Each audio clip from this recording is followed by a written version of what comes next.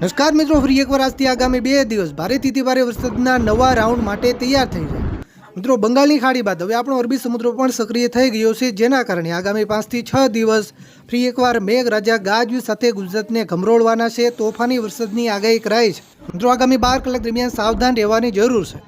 ફરી એકવાર વરસાદનું રેડ એલર્ટ જાહેર કરાયું છે. રાજકોટ જિલ્લો હોય, અમરેલી જિલ્લો હોય, ભાવનગર જિલ્લાના વિસ્તારો હોય, બોટાદ, પોરબંદર, જામનગર, સુરેન્દ્રનગર, દેવભૂમિ, દ્વારકા, અમદાવાદ, સુરત, નવસારી, વલસાડ, તાપી, ડાંગ સહિત અનેક વિસ્તારોમાં મેઘરાજા જોરદાર બેટિંગ કરી રહ્યા છે. મિત્રો, હવે આગામી 12 કલાક દરમિયાન કયા વિસ્તારોમાં વરસાદનું રેડ એલર્ટ જાહેર કરાયું છે તેની વાત કરી છે, પણ તે પહેલા આ વિડીયોને લાઈક કરવાનું ભૂલતા નહીં.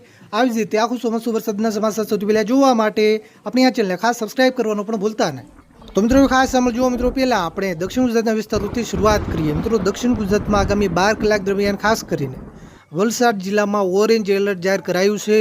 એટલે કે વલસાડ જિલ્લાના કેટલાક વિસ્તારોમાં મધ્યમથી ભારે વરસાદ, તો અમુક વિસ્તારોમાં અતિ ભારે વરસાદ પણ પડી શકે. સુરત, નવસારી, તાપી, ડાંગ, ભરૂચ અને નર્મદા જિલ્લામાં યલો એલર્ટ છે. એટલે કે આ વિસ્તારોના પણ કેટલાક વિસ્તારોમાં સામાન્યથી મધ્યમ વરસાદ, તો અમુક વિસ્તારોમાં મધ્યમથી ભારે વરસાદ પણ પડી શકે. મિત્રો, મધ્ય પૂર્વ ગુજરાતમાં ખાસ કરીને જે પૂર્વ ગુજરાતના ભાગો છે, મહીસાગર, પંચમહાલ અને દાહોદ જિલ્લામાં ઓરેન્જ એલર્ટ જાહેર કરાયું છે.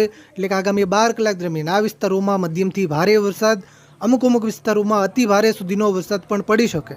અમદાવાદ, આણંદ, ખેડા, વડોદરા અને છોટાઉદેપુર જિલ્લામાં પણ યલો એલર્ટ જાહેર કરાયું છે.